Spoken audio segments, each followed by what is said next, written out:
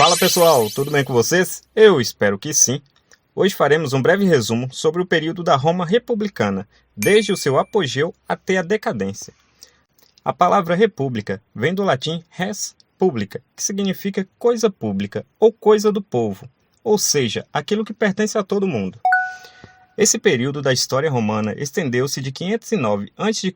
até 27 a.C. Foi uma época em que o Senado, composto majoritariamente por patrícios, detinha o poder.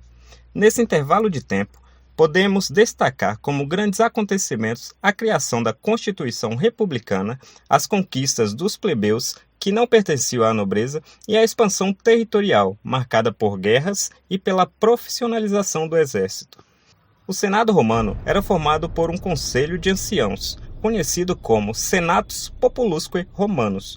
Sua principal função era criar leis, nomear cargos públicos e selecionar os magistrados principais. Esses cargos tinham mandato de 1 ano, com o objetivo de renovar constantemente o poder. Além disso, as decisões eram tomadas sempre por 2 pessoas, uma medida para prevenir a corrupção. Existiam ainda outros magistrados, cada um com funções específicas. Por exemplo, os pretores, que eram responsáveis por aplicar a justiça. Os questores, que cuidavam das finanças do Estado, os edes, que zelavam pelos edifícios públicos, os censores, que realizavam o censo populacional e, por fim, o pontífice máximo, líder de todos os sacerdotes. A sociedade romana era dividida em patrícios, que eram os aristocratas e chefes das famílias, os clientes, que eram os seus protegidos ou servidores, os plebeus, que eram normalmente os trabalhadores, artesãos e comerciantes, e por fim os escravizados, que eram os prisioneiros de guerra, ou os plebeus endividados, que serviam ao Estado ou a pessoas particulares. No início da República, os patrícios governavam exclusivamente para atender seus próprios interesses, excluindo as demais classes que não tinham sequer direitos políticos. Isso começou a mudar após diversas revoltas causadas pelos plebeus, que resultaram na conquista de uma maior participação política por parte desse grupo. Em 450 a.C., as leis, que até então eram apenas orais, e que eram sujeitas a interpretações variadas, foram escritas, originando assim a Lei das 12 Tábuas. Posteriormente, essa legislação se tornou a base do direito romano, que até hoje é causa de influência para várias constituições ao redor do mundo todo. Os patrícios concentravam sua riqueza em grandes propriedades rurais, que dedicavam à agricultura e à pecuária, empregando clientes como trabalhadores. Por outro lado, os plebeus enriquecidos começaram a competir mais equitativamente com os patrícios, principalmente após a criação de leis mais justas. Em relação à expansão territorial, durante a República, a Roma expandiu significativamente o seu território por meio de guerras, dominando grande parte dos povos vizinhos nos primeiros séculos deste período.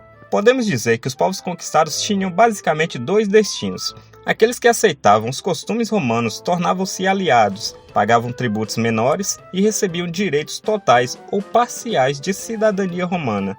Os que resistiam eram escravizados ou forçados a pagar tributos elevados para permanecer em suas terras, enriquecendo assim o Estado romano. Essa expansão foi possibilitada pelo exército romano, uma instituição essencial desde os tempos da monarquia.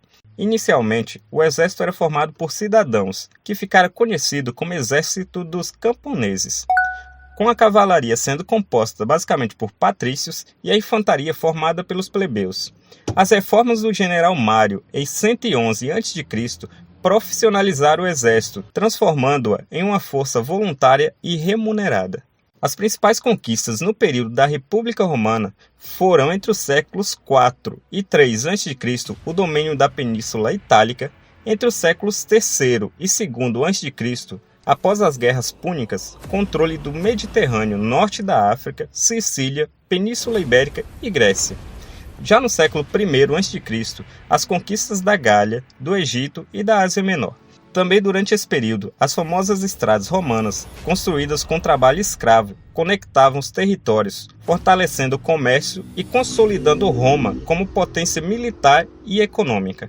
A decadência da República e a transição para o Império foram marcadas por grandes transformações sociais e políticas. As guerras concentraram terras nas mãos dos patrícios, que utilizavam escravizados como mão de obra em latifúndios. Isso enfraqueceu os plebeus, forçando muitos a venderem as suas propriedades e a migrarem para os centros urbanos, resultando em uma superpopulação e revoltas, como por exemplo a liderada por Espartaco em 73 a.C., que reuniu mais de 40.000 escravos.